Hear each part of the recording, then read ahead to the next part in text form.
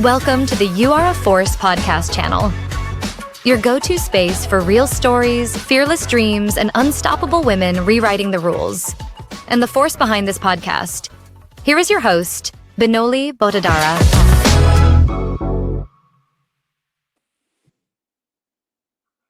Hi everyone, welcome to You're a Force, a podcast where we celebrate women who just don't follow trends, they actually create, and these women turn vision into reality. I'm your host Binoli Botadara, and today's guest is a true force of nature in every sense of the word. She's proving that you don't really need a corporate boardroom or a shiny formula to build an empire. You just need grit, creativity, and perhaps a little yoke. From starting a catering company in 2017 to launching a food truck during pandemic and opening multiple storefronts and even sealing a deal in Shark Tank 2025, which is incredible. She turned a humble party platter into a masterclass of modern entrepreneurship. But her journey isn't just about the business. In the midst of building her company, she faced one of the life's most threatening battles, which is breast cancer, and how she came up with stronger and more resilient comeback. I think that's something which was very, very inspiring when I started researching about her. So it's my absolute honor to welcome visionary founder of the Devil's Echo, Raechel Van Buskirk. Raechel, thank you so much for being on You Are a Force. Absolutely. Thank you for having me. Appreciate it. It's It exciting. is so much fun, and I'm catching you on the weekend, and I'm sure it must be like crazy for you, but I cannot wait to dive into the world of Raechel. So, without a further ado, I want to start from the very beginning. Okay. You have said that you were quite interested into the food and beverages before you started anything in this particular area. So, did you always want to become an entrepreneur, or did you just fall in love with hospitality and food, and how did this all start? Yeah. So from a really young age, I've had that entrepreneurial spirit. I it was my idea. I'd seen someone with a lemonade stand when I was like 5, and I was determined to have a lemonade stand. And then from there, realized very early on that, you could work and you could make money. I was raised by a single mom. We had a lot of financial struggles as a kid, and so any way that I could contribute, even at a really early age, that was I think my way of building kind of some self-confidence and things. So, there were times where I was literally pulling things out of our house and going door to door just to sell stuff because it was fun, and my mom would catch me like down the street, and she's like, "Rachel, get back here."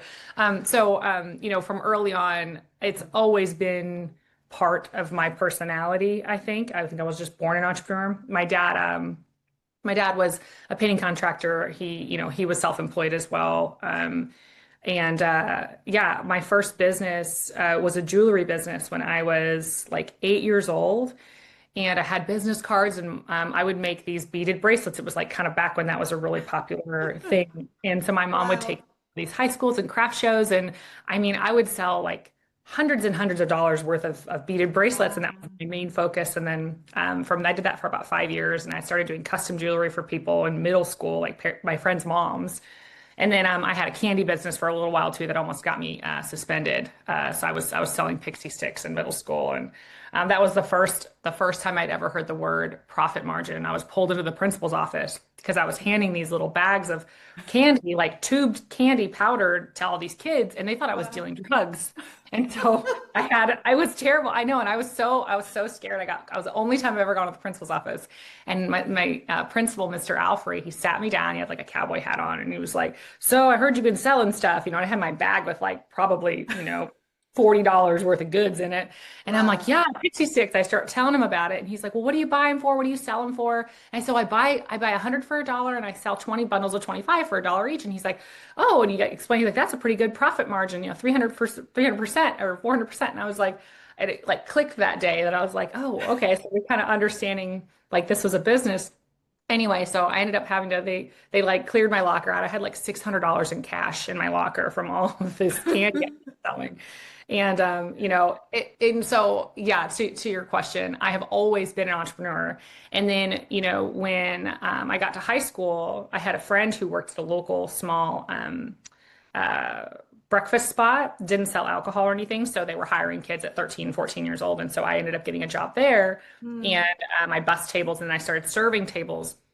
And that was whenever, that was my first real job. And it was a good fit for me. I think the hospitality side of things, getting to, be social and also control how much money that I was making as a waitress. It wasn't just an hourly job. And so that has always been very intriguing to me. And yeah, that was it. I mean, from there on out, I did everything from bus tables, I washed dishes, I did hosting, and then eventually bartended, took on some assistant manager roles, manager, general manager, and then I started partnering on concepts. So it's been a 23 years that I've been in this industry now. So Oh my God, I love that. I was just actually on the ride with you ever since 8 years old girl who actually became a jewelry designer. I think that was my yeah, favorite, yeah, to actually come up with an idea like that and don't get sucked up to the circumstances, which you are born with. I think they yeah, say that, how you play your cards, yep. is I think everything, right? Because everyone is given the different cards and it's amazing and so inspiring to actually hear you speak. And still, when you were talking about those 8 years and 13 years old entrepreneurial ventures, I think your eyes just lit up. So Oh, I'm so I was really, really on the ride with you there. And then you became a general manager in a dive bar before you actually founded the Devil's Egg and Co. But so can um, you tell us? I mean, it's something very interesting because in a bar you have a very different vibe, very different atmosphere, late nights, and crazy, perhaps drunken audience as oh well. yeah. So how did that prepare you as a CEO and to currently what you're doing? Yeah, so service industry is has its own challenges. I think it's really healthy for everybody to experience what customer service is. And even when you're right, having to be wrong sometimes, because of that's the Yeah. environment that you're in. Customer's always right. And so, evolving from waitressing at a breakfast spot and some other spots, and then getting into that late night, alcohol driven, you customers can become even more combative. They're more brutally honest, and I think that it helped me. I'm already a pretty strong empath, and I'm pretty good at reading people. But then, you mix all those elements in with it, and I think that it prepared me in a way that I can command a room when I need to and I've learned to approach people in a very disarming way. And so I think whenever something, like I've had to kick out grown men that are 3 times my size. There's so many instances that I think back on. You have a couple, maybe the wife is really insecure and you're this young girl behind a bar and she doesn't like, it's learning to read the people and approach people in a right way and sell them on something besides that. Like it's let me get to know you. Let me show you why I'm a great bartender and you're not just here because your husband didn't just bring you here because there's a girl behind a bar. Like I think that there's been a lot of that kind of stigma attached to the industry that I've been in. And there's a lot of assumptions that, I don't really know if I want to go down that path right now, but Go I on. think I think it definitely it prepared me For the in worst. a lot of ways to Yeah. handle really strong personalities. And I think it toughened me up a lot Oh, because in absolutely. business, especially when you get to the level that we're at now, having hard conversations is just another, Monday at 10 a.m. Every other, you have to be the bad guy and you have to do it in a way that it's classy. And I think when women are the bad guys, Oh, we yes. we tend to get called names and people take it the wrong way. It's like I can say the exact same thing to someone as my husband Oh, does, yeah. but I'm a B word and he's just Oh, doing of his course. Of right. course. And so I think Absolutely. women, we take it really personally when people think of us that way. Whereas years ago, I was trained to just bulldoze through it. If you don't like it, too bad, get out of the way because I've got stuff I got to get done. And I think that a lot of women need to stop apologizing and, just do what you've got to do to protect yourself and your company and not feel guilty about it. I think there's this culture of like sorry culture. Women have to say sorry all the time. And I've been guilty of it. And like my team, almost my whole now corporate team, they're all women, they're all female. And we hold each other accountable. If we apologize to each other, it's like, don't say you're sorry. You have nothing to be sorry about. Let's move on. Like we just have to have these conversations to progress and grow. And yeah, I've had some interesting meetings with some pretty tough execs and men in particular. And I think it really prepared me for that. Because I've been across the board serving them and I've had to kick their butts out. So I love that. yeah. I tried doing that for the longest time while I was working in India in financial services, because when I would be myself, very gentle, polite, or friendly, people used to misinterpret and they would not give me the toughest task because they thought that I'm too weak or I'm too soft or I'm too naive to actually have anything. So on the contrary, on the other side, I used to behave like a man just to fit in, or just to actually show that okay, I am tough enough. And then I'm like, I was exhausted because that's not who I am, and I had to become someone else. But when I was behaving like that, like bitchy or tough or whatever, people started to like stay away from me. So there was no win-win on both sides, right? Because if I'm too feminine, I was not accepted. If I was tough, I was not accepted. And I totally understand that if a man is like that, it's like, oh my God, such a tough guy, such an ambitious guy, yes. But if the woman is like that, like, oh my God, she's so weird and she's so blah blah blah. It's a double-edged sword. It is a double-edged sword. And so I think I try to save my I try to separate my emotions from all the business decisions I'm making, and I save my empathy and compassion for the people that truly are the pillars of the company. And I make sure that those people know that there is a soft side and that there is grace for things that happen. But, in the moment, it's like, it's a constant, like just self-reminding and self-therapy, like just get through it. It's not personal. This is just business. Because I've been definitely guilty of sorry, tiptoeing around and trying to like make everyone happy. And that's just, if you made everyone happy, your business won't survive. It doesn't. There's something wrong if you're making everyone happy. Then you are not happy for sure. Exactly. And I genuinely think that I don't hear no. Like when someone says no, I just don't register that. So like keep moving. It doesn't matter how many times I hear no in a day, because I've heard no all my life. For being a woman, for being in certain way, everywhere. So I'm like, oh, you know what? It's your loss. Just move on. So yeah, I'm also like you, very resilient. I've developed a skin where maybe it's like a rhino skin that nothing really affects me. So the external noise, it just doesn't go into my head.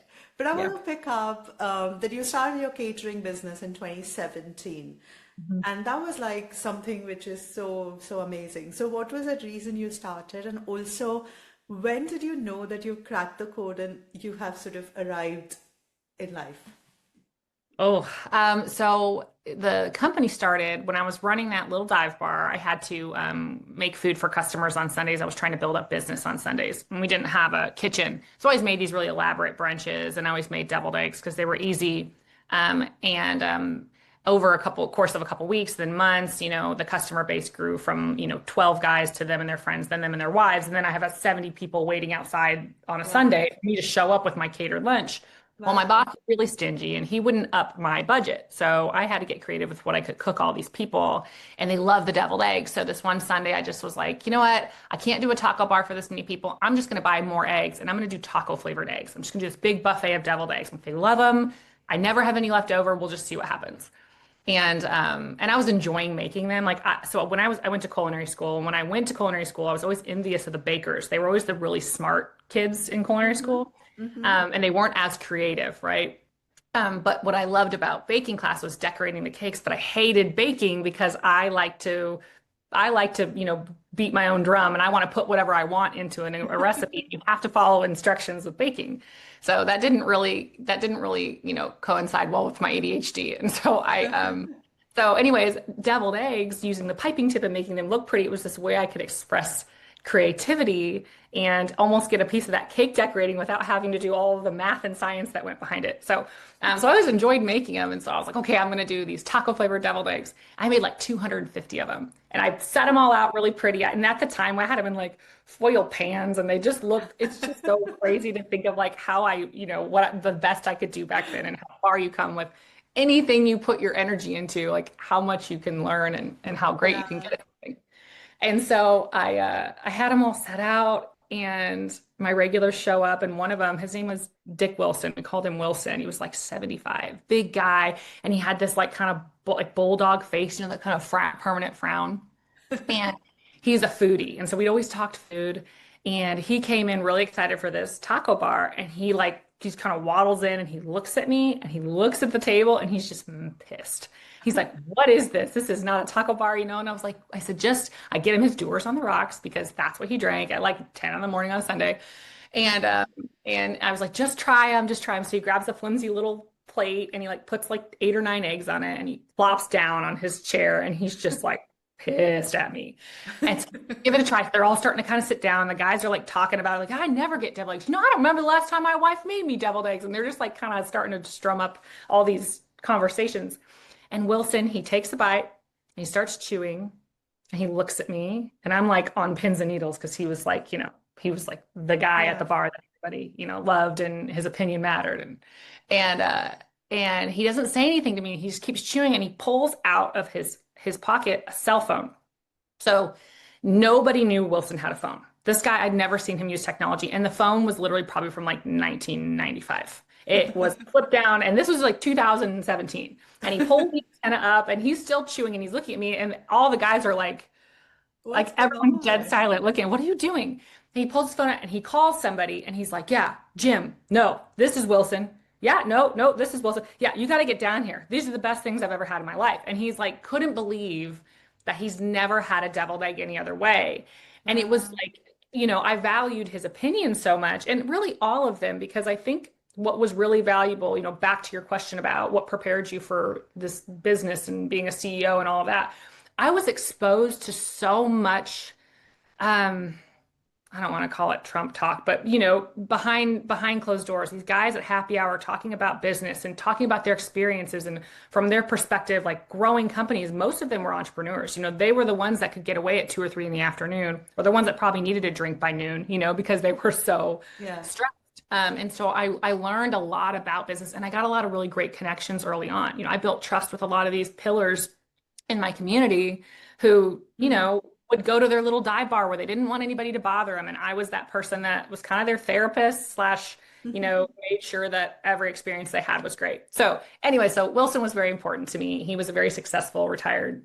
I don't even know what he did at this point. I can't remember. I think he had a coffee business, but yeah, so I got the approval from him, and then everybody else at the bar was like, this is amazing. Like, I cannot believe I've never had an egg this way. Like, and then they all started talking, well, you could probably put this in it and make this. And I'm like, I knew immediately at that moment that this was something really special. And I had to keep thinking and obsessing because I knew they were good. But I was like, okay, like cupcakes are huge, right? Jones Brothers had just kind of really taken off, and cupcakes is like was really popular there. I don't know if they're a national brand, but cupcake companies were big, and cookie companies, were around. And I thought, well, if cookies and cupcakes can do it, why not deviled eggs? Like if Honey Baked Ham can franchise, 1,000 locations, and they really only have 2 huge holidays a year, why not deviled eggs that are at every event and every holiday and everybody loves? And so I started Googling and searching, and I couldn't find it. I Googled deviled egg business, deviled eggs for sale, deviled eggs for shipping, anything, and nothing came up. And I'm like, there's no way that I'm the first person to think of this. Like in a whole world, and everyone has access to everything at their fingertips. Like nothing hasn't been thought of.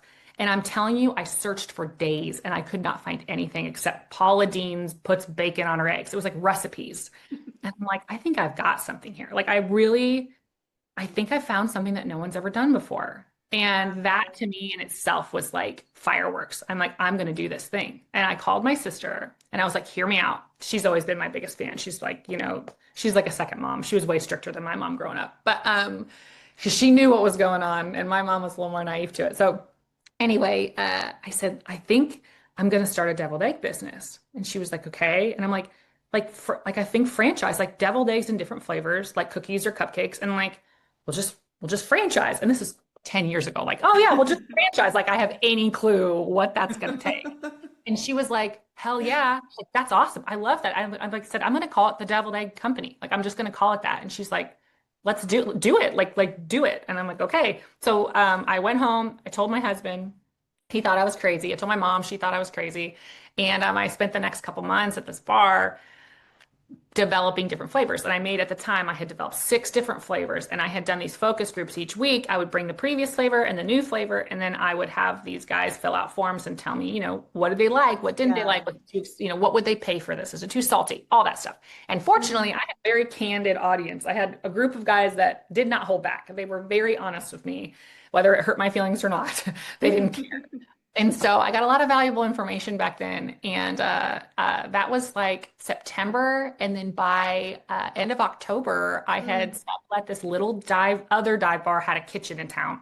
And I leased it from them for the owners. I always get teared up when I think about this. The owners of this bar were like, they retired and they were struggling. And they didn't have a kitchen at all. They didn't have anybody running it. So they had it shut down and they were kind of really struggling to get by. And so they leased this kitchen space to me for like $50 a month. And this is so ridiculous. I'm sorry. It was just so nice. And I wish couldn't I have can come and give you a hug. No, it's great. It's a wonderful thing. Marjorie Jones was the woman's name, and she's still around. And I told her, I've said this anytime I've talked about this, is when I sell my first franchise, I'm going to send her a huge check because I couldn't have ever started this or had the money or the confidence to move forward if I hadn't had that first, just gesture of kindness. There was no long-term commitment. She let me pay, in like $20 increments. I don't even know how I paid her. And she just gave me the keys and was like, anytime you need to come in, you can use this kitchen. And so, Bless her. yeah, seriously, it's things like that. And that's like, I don't know that she even knows. I'm sure she doesn't, has any idea what kind of an impact that moment and that nice gesture made on this company. It wouldn't have been here. And so I always try to think about those moments. They say it takes a village, right? I mean, sometimes you don't know who would bless you or who would Yeah. help you in what ways. And Yeah. most of the times, the people who you never counted or never thought of, I think they are like literally sent by the universe as angels. Yeah. And yeah. Yeah. And I'm so No. glad that you found someone like that. I mean, Yeah. It was just genuinely. crazy. So yeah, so sorry, I didn't mean to get so emotional. That was weird. That was It's okay. I so was more worried yeah. about my concealer because I was like, Me too. But she anyway, so they were really sweet. They let me sublet this in, and by word of mouth, I started the LLC like in the middle of the night.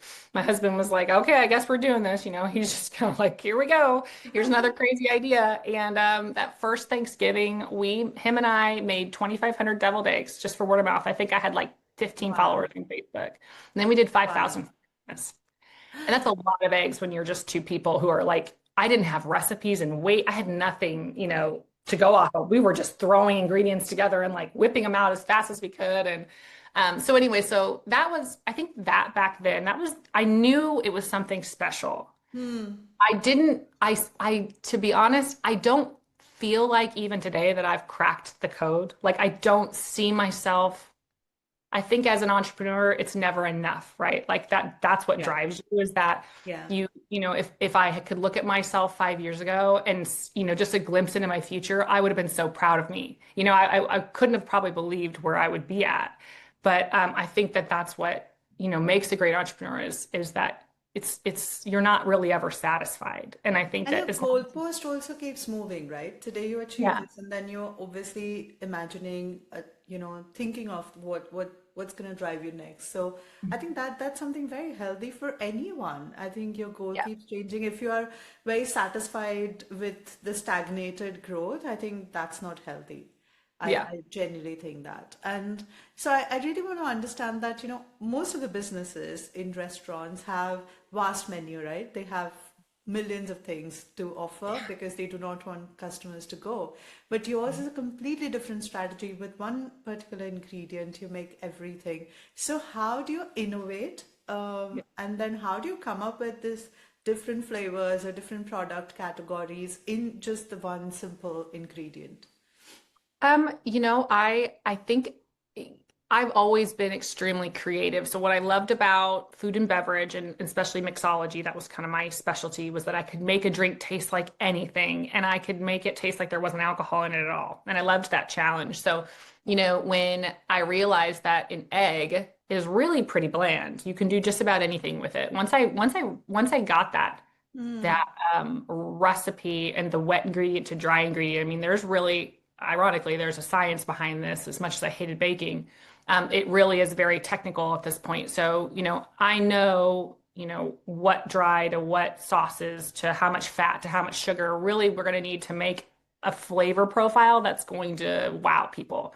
And then from there, we take it, a lot of our ideas come from employees. Like I've had a lot of first-time jobs, like the kids in high schools that work for us, they have way more adventurous palates. The things they think of that they want to try, most adults aren't thinking, I want a peanut butter and jelly egg, but they're the ones that are like, heck yeah, we'll try it, And so we've had a lot of fun with our staff and over the years and customers who have really great recommendations on what they think would be good.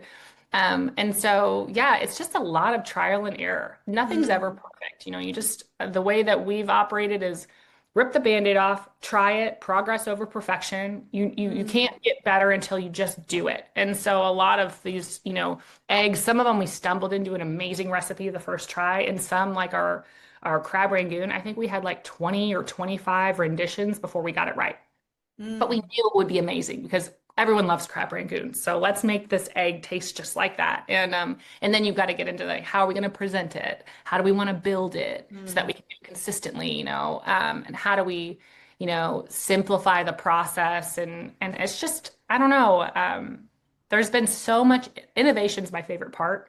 I love finding a way to do things better and make it more efficient you know, um, and I think that comes from, early on, I had to, we didn't have much budget for labor. It was my husband and I kind of running the whole show. And we were bringing high school kids and kids that had no experience in the culinary arts, but we were having them build these, Instagram worthy plates of food that are they're wearing we put them in little chef's coats and we're like, you're doing dishes, you're doing eggs. We always empowered anybody in our kitchen that, put them in a position where they could be successful. And that required a lot of work on the back end to innovate the process so that they could be successful and they didn't have to have a 4-year culinary degree to like execute. And so I think that's part of the driving factor of the innovation was to make sure that we could consistently create these, developing recipes by weight and all that kind of stuff was really important. But what were the other parts of the question? I'm sorry, I don't want to trail off too far. No, I mean, that's what pretty much it. I just wanted to understand how do you get your creativity just with one particular ingredient and then still, reinvent the wheel in terms of how do you come up with this different ideas. So you've pretty much addressed that. And therefore, I also want to understand that, behind the scenes, how does the entire supply chain work from the dark kitchens to the food truck to the storefronts and then ultimately like you said that you used to have students earlier working with you, and so a lot is not under your control in terms of the output, right? Because it's quite handmade. So how do you still keep that personal touch but also maintain the consistency or quality, because it was at a large scale like 5,000 and then multiple. Yeah, and so that's changed a lot over time. We, in Omaha, when we just had the one location, and my husband and I were there to oversee it, we've come a long way since then. We didn't have nearly the challenges that we have now in Texas with multiple spaces. So originally, we order all of our products through our food suppliers, and the eggs and all of our sauces and things, they get shipped to our Denison location, our headquarters. Here doubles as our shipping facility and our manufacturing facility. So what we do here is to keep all of our sauces and flavors of our eggs proprietary. We actually create sauce packets in our kitchen here. Okay. We put all of the wet and dry ingredients in a pack. We vacuum seal it, label it, and then we store it cold. And then every month, our smaller stores order the sauce packets from us, and then Oh, we okay. send them to them. So we've gotten it down to where, they're having their eggs and they're separating the yolks from the whites, and they're weighing their yolks, and they're mixing for every 2 pounds of yolks, they mix a sauce packet, and that creates 2 bags of piping mix. And so Hmm. there's 16 different yolk sauces that they order from us. And then they keep those on rotation, and then they order their like fresh toppings and meats and things like that. But yeah, and honestly, up until about a month ago, we were hand peeling all of our eggs as well for the full company here, and then we would seal them and we would ship them cold, and they only have a week shelf life. So we were doing that every week. We were peeling thousands and thousands of eggs here in Denison and delivering them to our other locations. And we've just gotten a supplier that has a really good pasture raised peeled egg. They're like impossible to find. And Wow. so we just implemented that, and it's been, I mean, the amount of labor we're saving in a year, and oh yeah, logistically not having to So deliver cool. product. So yeah, it's super exciting, and that's going to give us the flexibility to grow a lot quicker Oh my and God, I love that. shipping I and love that everything. for you. Yeah, but And there's lots of that kind of stuff that we do. amazing. And in the US, nearly 40% of the food goes actually uneaten, significantly from hospitality and catering industries, right? So, as a founder, when you were building the business from the simple idea, so what is your philosophy of a food waste, and what do you do with the leftovers, or do you have any strategy around that? Yeah, absolutely. So from very early on, like I've mentioned, I was raised with a single mother. We didn't have much growing up. I mean, we were living on food stamps for a long time. So I definitely, Appreciate that. I've thought about that. That's been a really big driving factor in how we operate. So the earliest on, we were actually trying to find a source to unload, either donate or sell our eggshells to. We looked at a calcium coffee where we would powderize them and make our own coffee, and we tested that for a while. The eggs themselves, once they're peeled, obviously eggs they're not always perfect. You're going to have the ones that are rough. There's no magic behind it. We're just like anybody at home. So we hated wasting the egg whites, and that's when we started developing the deviled egg salads. So we would, layer the whites with the filling and the toppings, and by doing individual flavor builds of egg salad as opposed to a big batch mixed, you get a longer shelf life with all of your products, and you can make them to order in any flavor instead of having to make a big batch and then potentially throwing it out. Our yolks can be frozen. We've done a lot of shelf life studies on toppings and different things, and so we know if we're a couple days away or we don't think we've got an excess of peeled eggs, we can harvest. We call harvest the yolks and at least freeze those, and we can pickle egg whites for future events. So if we're really in a bind and we had a big event or something, we'll usually pickle and freeze. But Mm-hmm. we've gotten our processes down, and we've used, we're really starting to incorporate AI and some previous data at our locations um, to to predict sales as best as we can. We factor in weather and time of year and holidays and things like that. But there's no real way to predict, you Yeah, of know, course. No behaviors one of can. No people. one can. Not Yes. yet. We're working on Not yet. it. Yet Yeah. is the word. Yes. Yeah, exactly. So yeah, so that's some of the ways that we really focus on keeping our waste low. And I mean, it hurts all my operators the same way. If they have to throw anything out, it's like they almost want to cry. We all just, we've got some scrappy, hardworking employees that have been with me a long time, and they know how important it is that we don't waste things. And if it's a food truck event, we donate. So when we have multiple trucks. One of them we have to make everything ahead of time, and it's packaged. So if we do not sell those, we usually donate them to first responders. We've got a homeless shelter up the street that they get a lot of deviled eggs from us. So we usually will just donate, or we give them away so people can try them and just use it as a marketing expense. Yeah.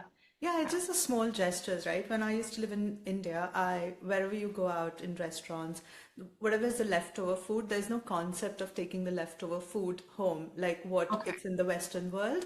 But I would always take that and get it, to go. And then there are so many beggars on the street, and I would just give it to somebody. It's like literally just a small gesture, but then, you bring someone that food, and that might be the only thing they would have eaten in like days. So, and I grew up also in a household where, so I'm a Jain, So I don't eat eggs, by the way. I'm not a vegetarian. I mean, I'm a vegetarian. But so in a household, like in a Jain household, there is no leftover food concept. So whatever you make, you pretty much get done with it. So the next day, most of the times I mean, sometimes that happens, but that's the whole concept, is just make only limited for this particular meal. So there is not extra food for the scientific reasons as well. So I grew up with that mindset of not wasting food. So that always, is my first thing, that what do people do when there's so much of Yeah. food waste. And Rachel, the food industry went through like a turmoil, right? During pandemic, it was brutal It was and brutal. touched Egg. so many businesses. So many restaurants went out of business.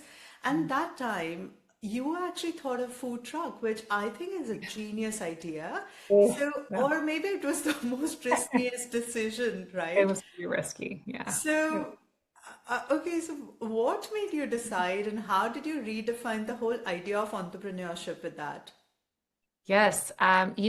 So back in 17, when the idea started, I started the company. My husband and I had just been married, and I wasn't in a place where I could go all in. This couldn't be my full-time job. We had bill, I mean, just like everybody else, bills and things, and I wasn't quite there yet. So I partnered on some concepts, and when the pandemic hit, I was actually a partner, and created a concept that I was financially backed, and I was the operating partner.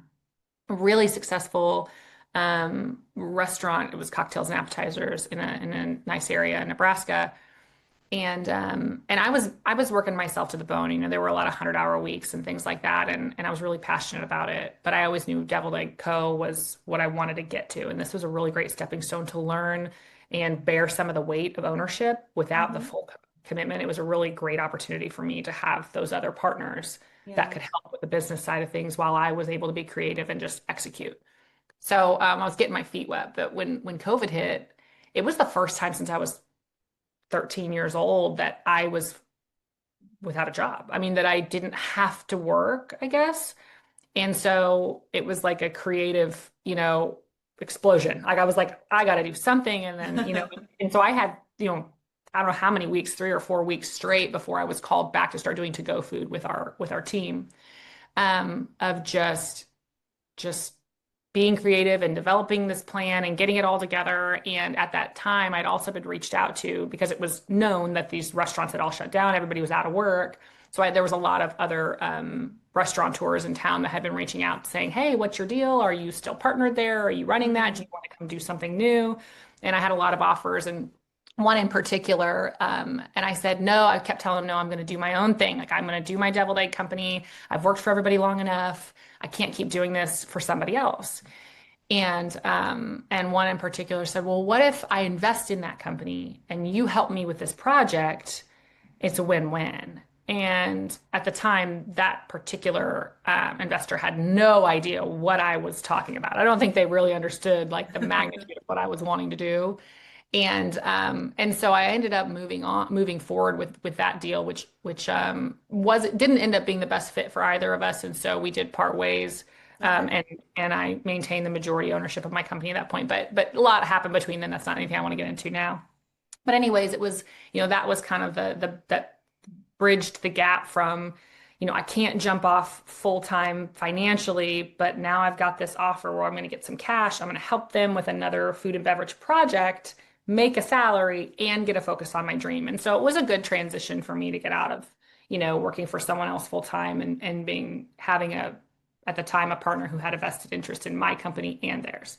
So, yeah, it was when that happened. So 2020, I have freedom, from any obligation to anybody else, and I want to do my thing.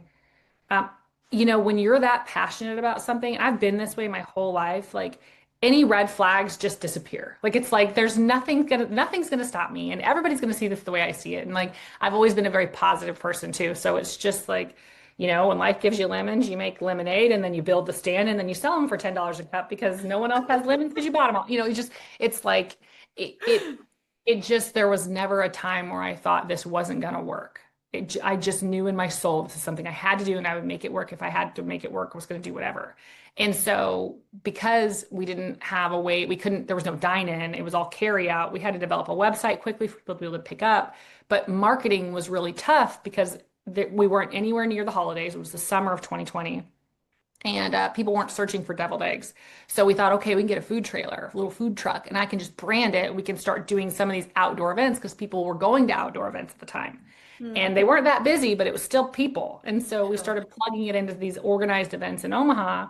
And we had a really cute little trailer. I still have it. It's parked outside. I love it. And people were coming up and they're like, is this really deviled eggs? I'm like, yeah. They're like, this isn't like a tech company. I'm like, no, like actually deviled egg, like my grandma makes. I'm like, well, probably better, but yeah.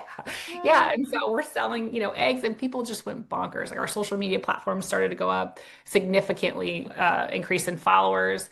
And then people would ask, where can I buy these? So then we started getting some traction on the website and putting a little more time into that. And, got through that first winter. So we're doing the food truck. We were selling online. And then we also started wholesaling. So we wanted to really test each market to see where is this going to be the most successful. Knew it could work anywhere. What works, yeah. Yeah, we were wholesaling to a chain of 9 grocery stores, a couple coffee shops, and sports bars in 2020. Is when it all kind of kicked off, because the grocery stores, people were going in mass, they're buying stuff, and it's the holidays. So we actually did pretty well in the grocery stores. I mean, I have a photo of me with a mask on trying to hand out samples at Hy-Vee in 2020, which was just, I had them in individual packs, and people were just so scared to, even touch something you touched. So I think back at how silly I probably looked, but I was just on cloud nine. Like you could see the photo where I'm like, I'm in Hy-Vee and I'm giving my eggs away. Like it just didn't even ever faze me. We actually had our food truck. Oh my gosh. We rolled it inside of a mall in Omaha for the holidays, like for Thanksgiving and Christmas. The mall, like no one was going into the mall. And we were supposed to be by Santa Claus where all the kids would take photos, but Santa bailed because it was COVID. And it was like, so we were stuck working this trailer inside a mall. I mean, like the worst, it was so painful sitting in that I had to work it. I mean, because other people didn't want to. So we did that, it just, and I still have people to this day though that go, I had you for the first time at the mall, at the Westroads Mall in Omaha. I'm like, so it must have made an impact. Yes, I was about to say that. It must have made an impact if it was not tangible enough at that time, but eventually it paid off, right? Yeah. So we just got through 2020. 21 was when it was pretty clear that, the direction I was going with my company and the company that I was partnered with on their project, it was not going in the right direction. It wasn't going the same direction for us. And so that's when we began the process of kind of parting ways, getting my equity back. They got their equity back for their project. And I quickly needed to find a kitchen. So that was about the summer of 22.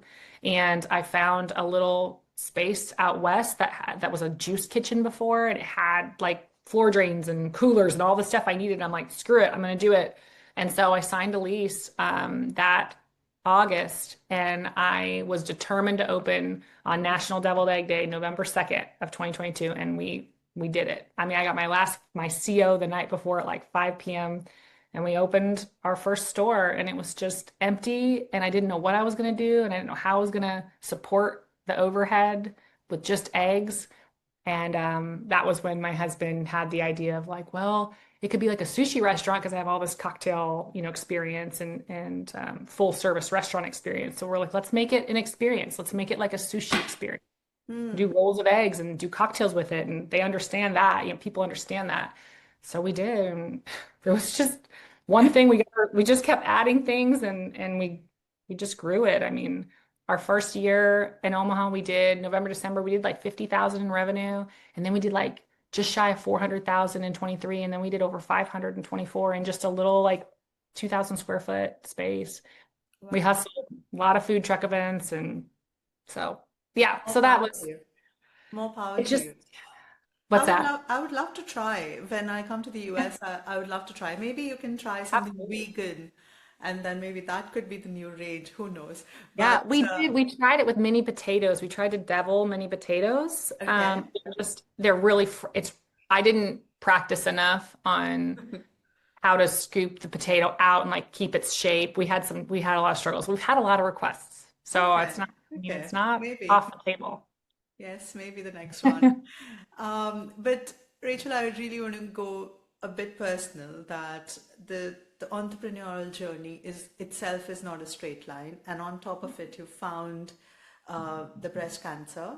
You're diagnosed with it, and while you were just struggling, hustling to do what we just spoke about, in the midst of that, I mean, I don't want to really know because it must be terrifying, but how did it change your perspective about the business in general? And what was the biggest lesson? Yeah, so, you know, I'd always I'd always said that 33 was going to be my year. Like I was going to turn 33, and that's been my lucky number my whole life. And that was the year the company was taking off, and we just launched nationwide shipping. It was like everything was coming together, and we were finally like, I took my first paycheck. It was like, yes. And then, life throws you a curveball. I found a lump, and I knew immediately. I just knew. I was like, oh, crap. Like it wasn't even a question. It was like in my soul, I just knew. And so went in, got the biopsy, and then ended up, finding out that it was cancerous. So that would have been, we just launched nationwide shipping. So it was end of August of 22. We just had our 1 year anniversary, right before my surgery. And yeah, I just, the first when you're that young and you get diagnosed, it's always scary, but it's typically way more aggressive. Like usually somebody that age, it's like I don't even know what the percentages are. It's way higher that you'll have something that's,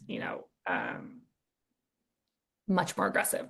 So we fortunately found out that it was HER2 negative, and they said, the doctors were kind of confused because of where it was and how big it was and my age. They're like, this is something that you're like someone in their 70s or 80s would have, like a Really? really slow growth. They thought it was really weird.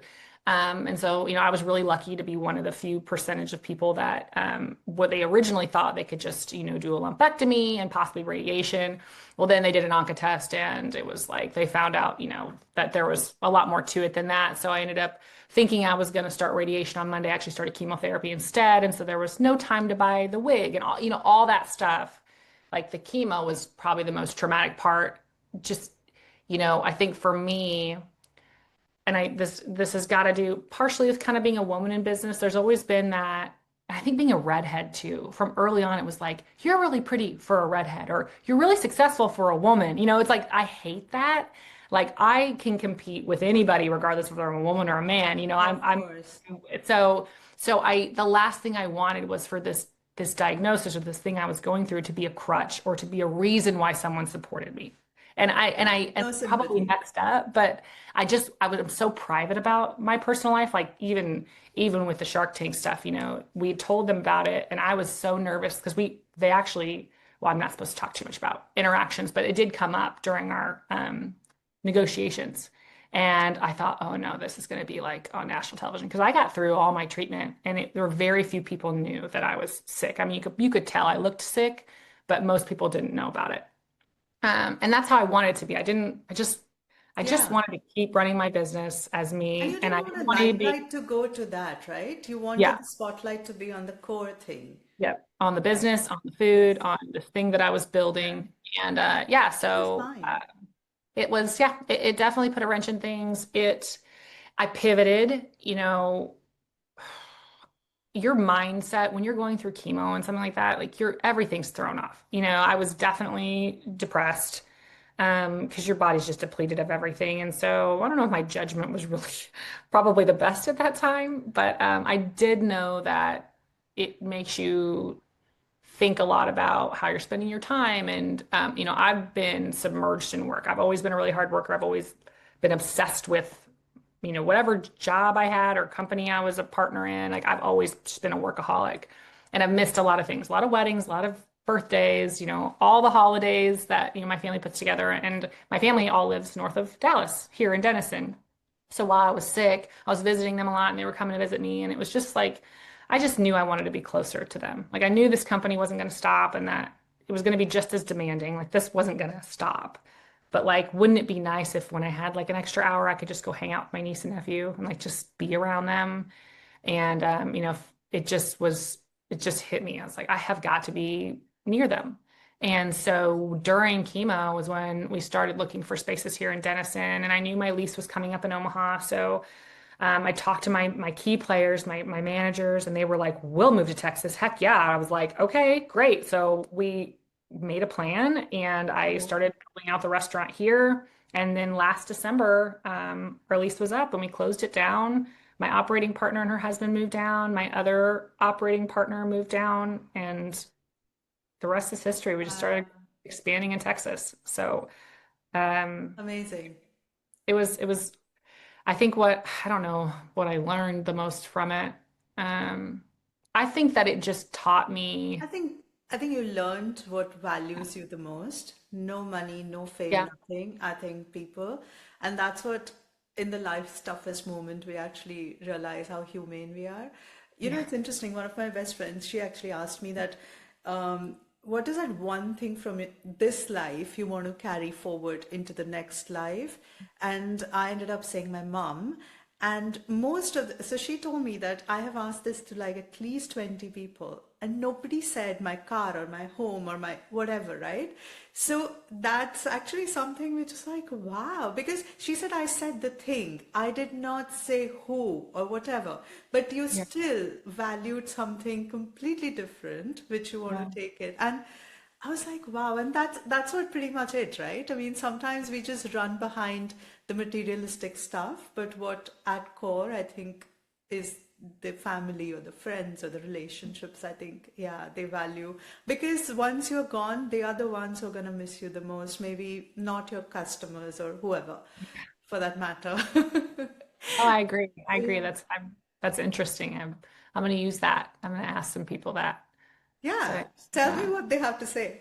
yeah, And you also touched upon something very important, which I really want to ask because women-led founders get only 2% of the venture funding. And I work in finance and I work in investments. So I have experienced firsthand because women are asked all sorts of negative questions, oh, do you have a man with you? Or do you have a partner who is a man? Or, you know, what happens if you go on a maternity cover or maternity leave or whatever? So men are not asked any of those questions. And their questions are very positive, like, oh, how are you going to grow? But women are asked, oh, what happens if you fail? Or there are all yeah. sorts of things. So I want to know that did you have to face any of that as a female founder or while raising money or when you're putting out, I mean, yourself out there? You know, yes, I was naive to some of it that was happening at the time. And like I've said, I'm from food and beverage. I'm not the Silicon Valley. I didn't go to school for entrepreneurship. I didn't have any of that formal training. I didn't understand really what pitching an idea. I was doing it to everybody every day. I was convincing all kinds of people that this is an amazing idea without even realizing that's what I was doing. So, I the first, that first kind of investment. I think I was definitely, I don't know. I think it could have gone a lot better had I had a little bit more understanding of what was going on. I was, I've been scoffed at and it kind of been made a joke a few times, at different startup events and things like that. And I think a lot of people question, like fortunately, I have an amazing partner who's an angel investor and she loves the concept. She's the one who pitched with me. And she pulled me into this world, this startup world, this founder support world that exists, this ecosystem within Nebraska. And I was so intimidated because, most of the people that were there were all men, young men, young entrepreneurs, and it was mostly tech. And so it felt really intimidating because I'm doing this food, I'm this female trying to like grow this food company. But looking back on it, I'm the only one that had any cash flow. I was the only one that was bankable. Like when you start to like think back Think, about the yeah, bigger yeah. picture, people who really knew and understood or gave me the opportunity showed interest. And I'm very blessed to have had the relationships that I've built and with a lot of the community in Omaha that I think I had enough references. If I had been really pursuing the raise of cash, I think I could have accomplished that.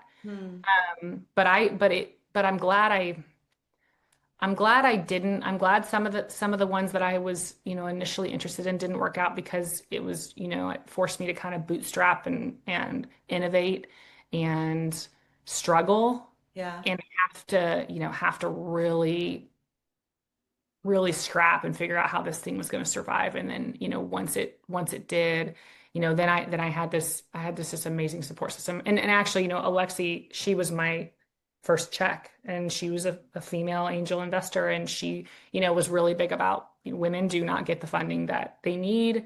And she's been such an amazing mentor to me. So I can't, I just, I've been really blessed. I mean, the cards, the things just kind of lined up, and nothing's been easy, but my dream's still alive. So yeah, I see exactly what you're talking about. And I've experienced it in different ways, but I don't have it. I don't know.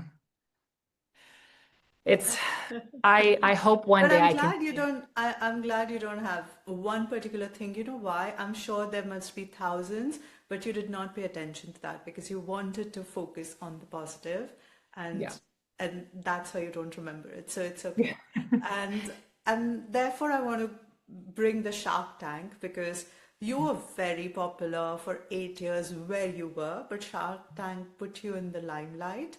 And not just the limelight, but you actually won the Yeah. investments from Barbara and Mark Cuban, which is, oh my God. And it's a huge industry. It's $1 trillion industry to actually create your own mark in that crazy industry to actually win something like this.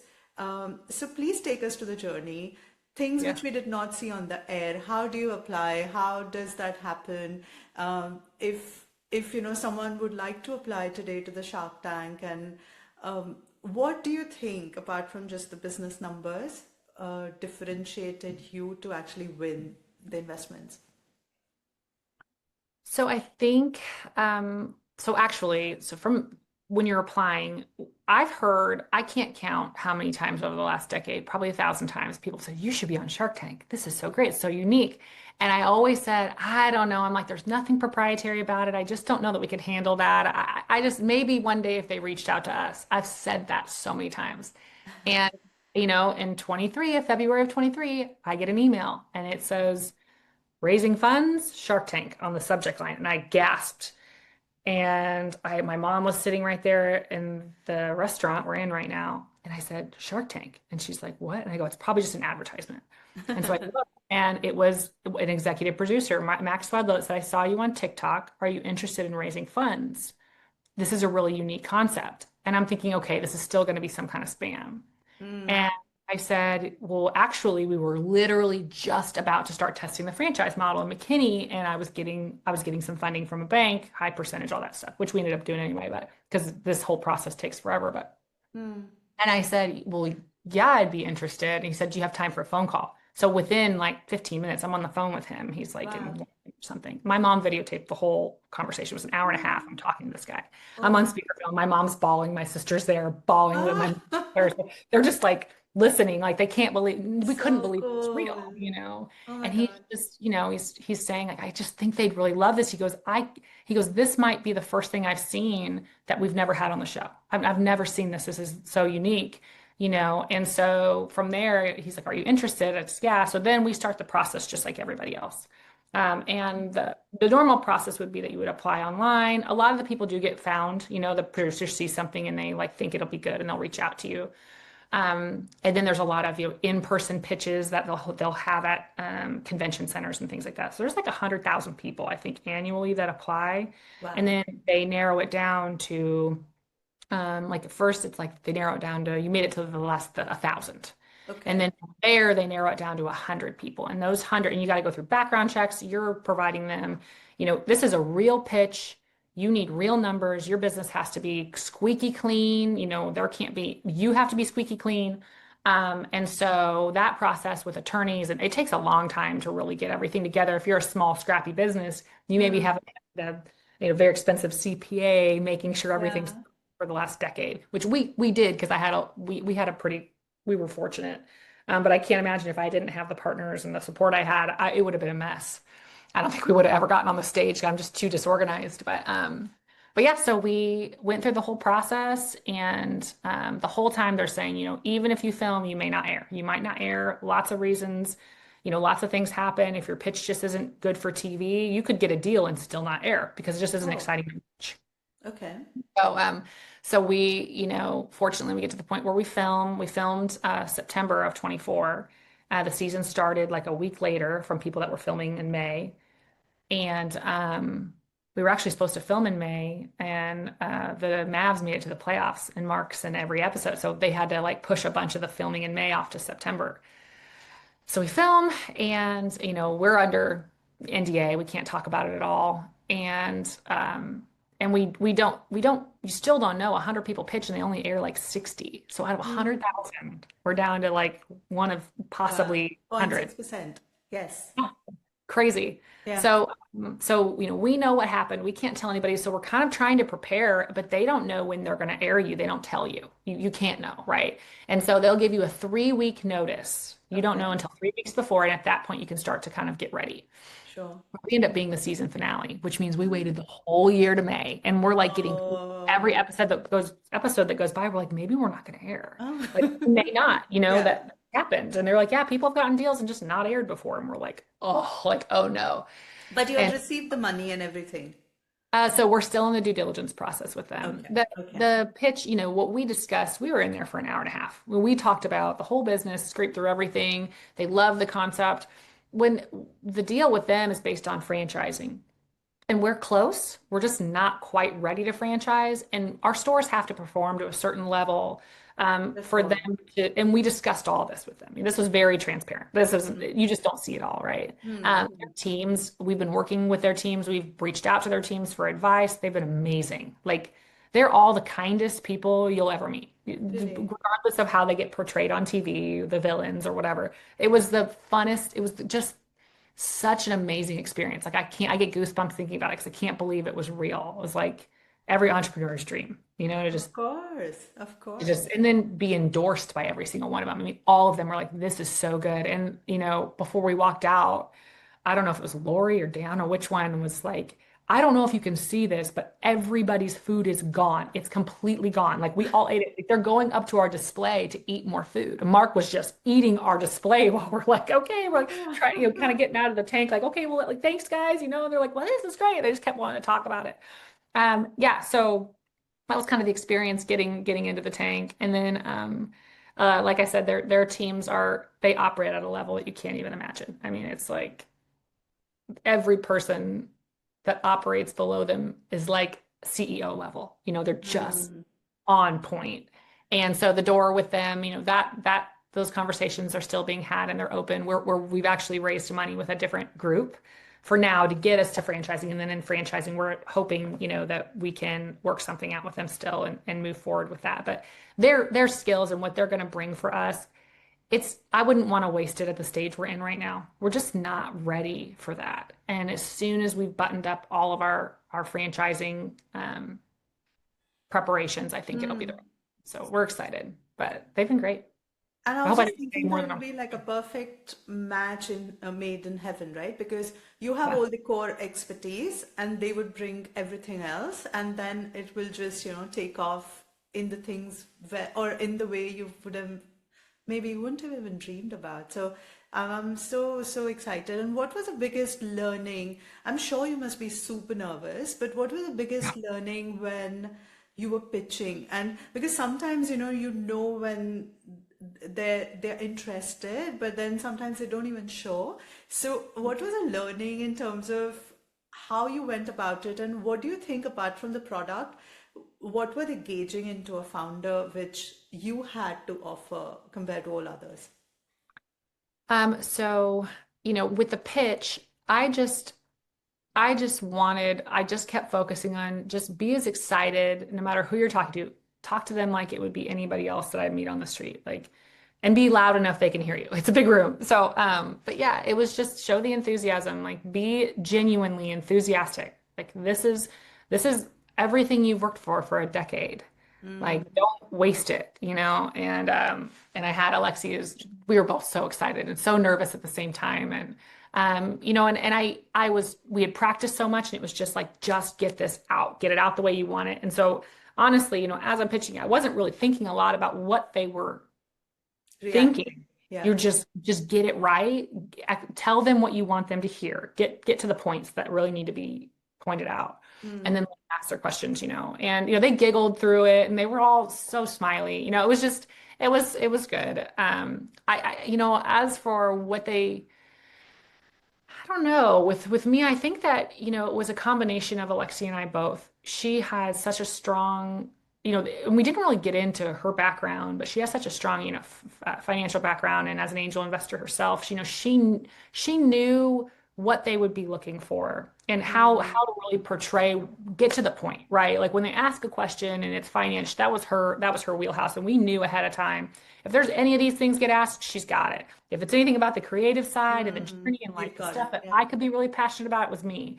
And we just had that. We had really good chemistry that way. And I think that showed that as partners, this is how we operate in our business. And the story, and then just to actually try the food and love it, that was the icing on the cake. Our margins were great, sales were going in the right direction. And and we didn't sugarcoat anything. We got into a lot of different things. Like I said, that my cancer stuff kind of came up, but we just, we knew where the weaknesses were, and we were really transparent with them about that. There wasn't there. And that's why you're there. Yeah, that's why you're there. If you were Google or Meta, you wouldn't be standing there, right?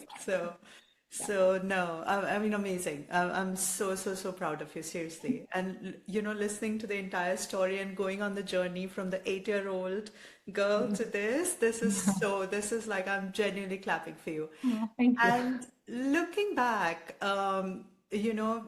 what was that one moment or one turning point apart from the breast cancer, which you thought was a disaster at that time, but it turned out to be like a blessing?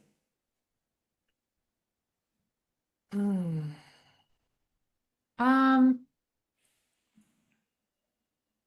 it all kind of felt like a disaster.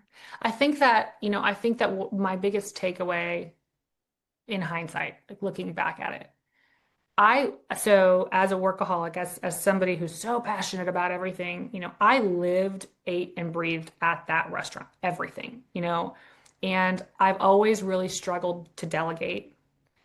And when I started chemo, it became very challenging for me to be at that restaurant 75 hours a week. I had to You had no delegate. choice. Yeah. Had to let other people start doing some of these things that they were more than capable of. My staff wanted to help. They wanted to take these responsibilities on. Yeah. And there was always some weird guilt tied up in it. Like I didn't want to put that burden on anybody, but it forced me to allow them to. And so, whenever that happened, we built we built a bond, I think, my team and myself, that you just would never understand unless you went through something like that. But they proved to me. I'm gonna cry again. I'm sorry. So it's like a family, isn't it? It's pretty much your weakness could be my strength, or vice versa. So Exactly. I'm so Yeah, glad that you found in them. they earned that I'm trust. gonna try not cry this time, otherwise Sorry. again.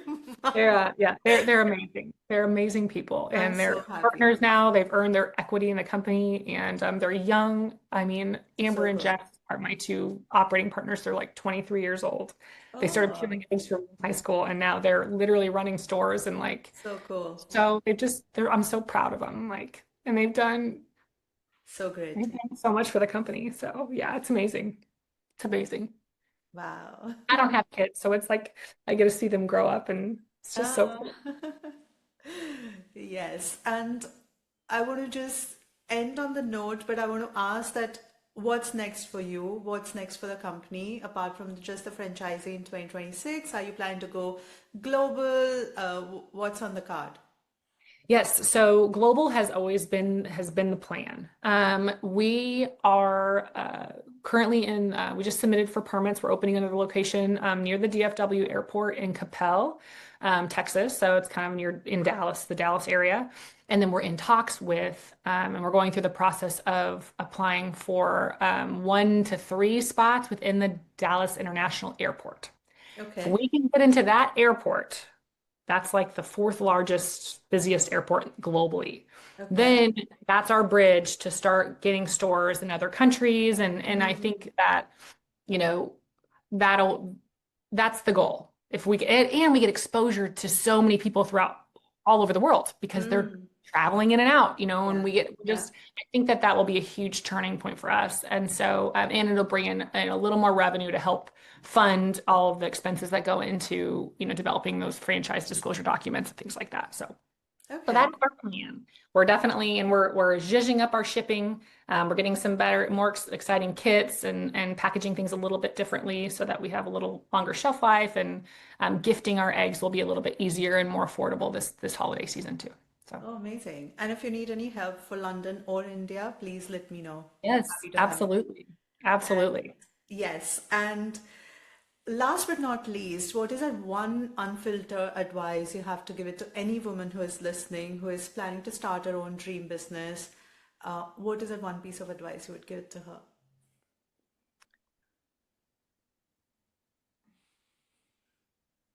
You are a product of your environment. So what I mean by that is you surround yourself with people who see your vision and believe in you, not people who are going to create hurdles and challenges for you. If they do not believe in you or there's any negative anything, move them aside because you don't have room for negativity. Um, and you're going to make mistakes. Nothing's going to be perfect. So just do it. You don't know until you try. I think that, if you're not an impulsive person and you want to start a business, there's never going to be perfect time, so just do it. Like and fix it Absolutely. later, you know? I Yes, mean, you can make it perfect later. Just start. Absolutely. yep. When I started the podcast, I had no idea. I had no one to even do the editing, nothing. I'm like, I'm still gonna start, and everything else we'll figure it out later. So before I let you go, I just want to ask some rapid fire questions. Whatever comes to your mind, just shoot. What's your go-to favorite deviled egg flavor? Chicken Caesar salad and the cheeseburger. Okay. The best business advice you've ever received. Well, who not how? Okay. A piece of wisdom from your journey you did not even know 5 years ago, which you now know. Um, Honestly, how to interpret a P&L and a balance sheet. I had no idea 5 years ago how to do that. Okay. Numbers on If you paper. meet if you meet Rachel, who is 16 years old today, what would you tell her? Um,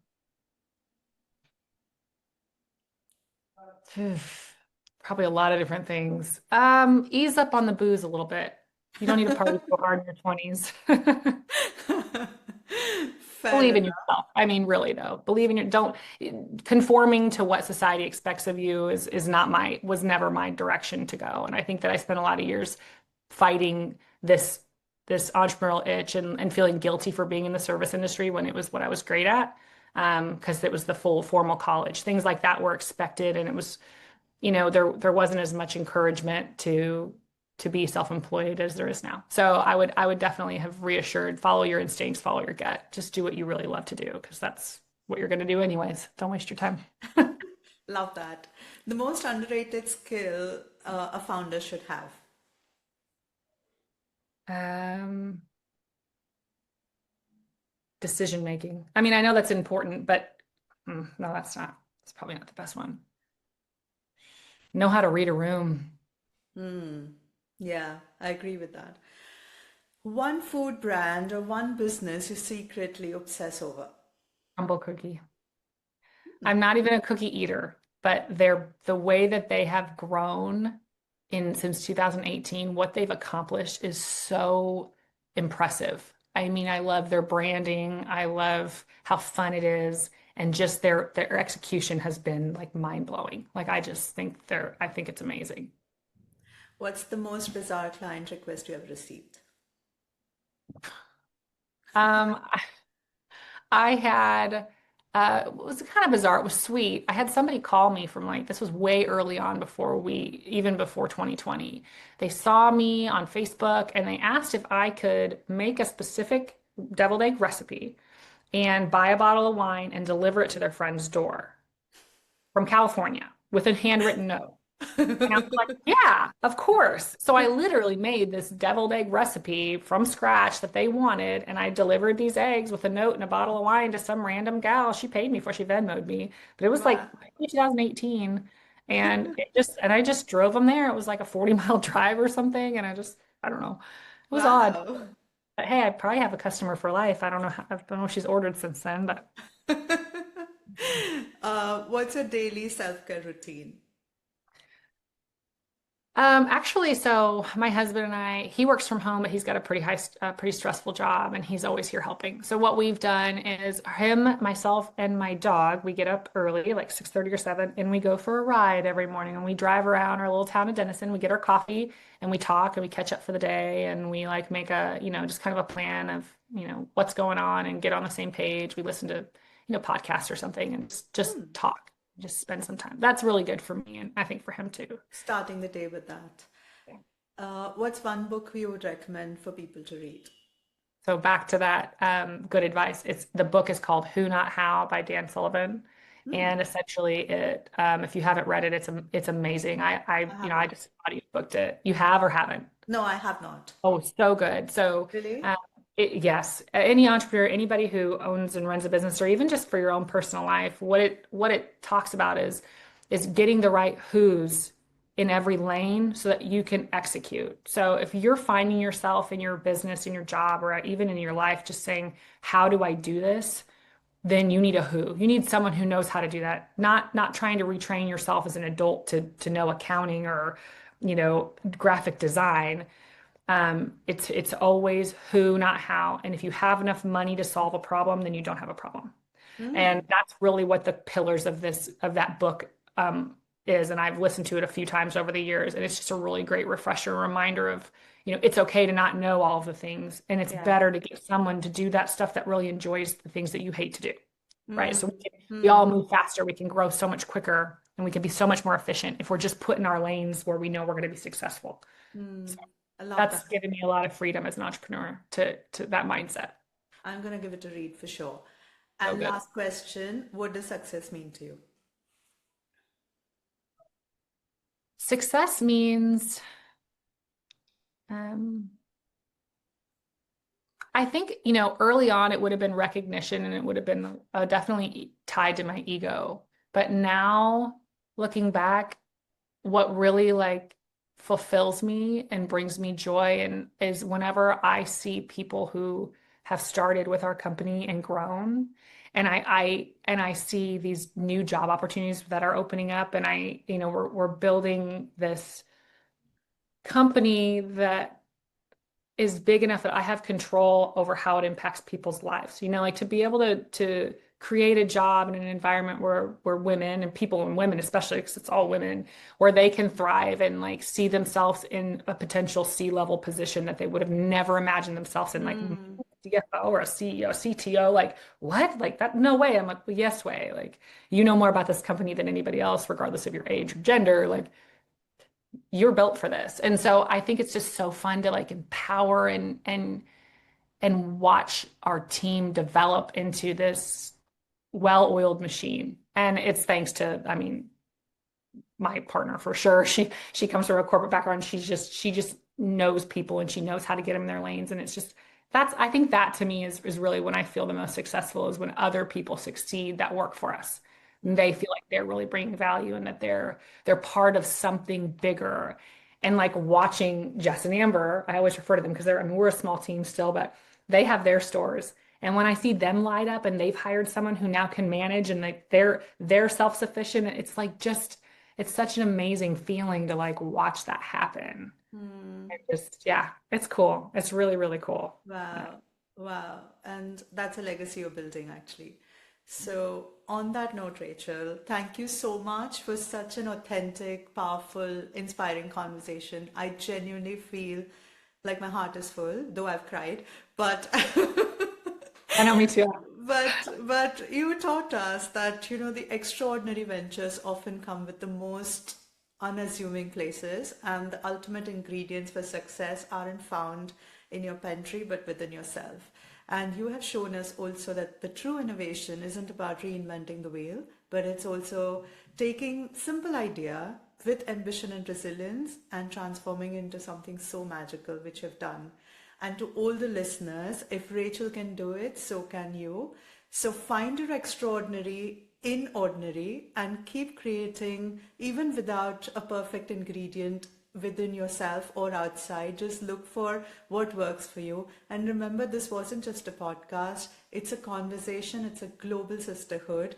We are sharing the true recipes of success and failures together. So until next time, stay hungry, stay foolish, and most importantly, stay powerful. Thank you. Bye.